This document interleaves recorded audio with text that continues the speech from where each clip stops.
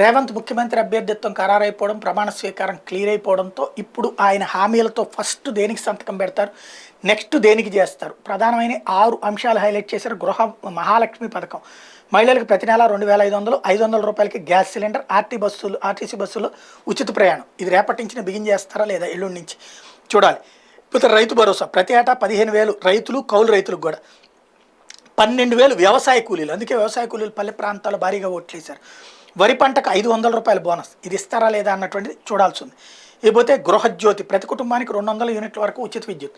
ఇందులో ఏ షరతులు పెట్టకూడదు. ఏది నువ్వు 400 యూనిట్లు కలిస్తే 200 యూనిట్లకి తీసేసి ఆ 100 మిగతా 200 యూనిట్లకి 1 నుంచి లెక్క కట్టాలి.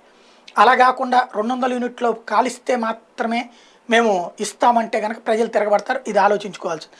ఇందిరమ్మ ఇల్లు, ఇల్లు లేని వారికి ఇంటి స్థలం 5 లక్షల రూపాయలు, ఉద్యమకారులకు 250 చదరపు గజాల ఇంటి స్థలం. ఇది చెయ్యొచ్చు, చేస్తారా లేదా అన్నటువంటి చూడాల్సి ఉంది. లేకపోతే యువ వికాసం, విద్యార్థులకు 5 లక్షల విద్యా భరోసా కార్డు, ప్రతి మండలంలో తెలంగాణ ఇంటర్నేషనల్ స్కూల్స్ పెడతామన్నట్టు. ఇది ఇప్పటికిప్పుడు అవ్వదు, కానీ రాబోయేటువంటి రోజుల్లో నెక్స్ట్ ఇయర్కి లెక్కలోకి వస్తే ముందు 5 లక్షల భరోసా కార్డు అనేటువంటిది ఇస్తారా లేదనేది చూడాలి. ఇకపోతే చేయూత, 4,000 రూపాయలు నెలవారీ పింఛన్, ఇది వచ్చే నెల నుండినే ఆశిస్తారు. వృద్ధులు చేస్తారా లేదని చూస్తారు. 10 లక్షల రూపాయలు రాజీవ్ ఆరోగ్యశ్రీ బీమా. సరే, బీమాలకు సంబంధించి పెద్ద ప్రాబ్లం లేదు, కానీ ముందు 4,000 రూపాయలు పెంచడం అన్నట్టు ఇది రేపు నెల నుంచి ఆలోచిస్తారు. ఏం చేస్తారో చూడాలి.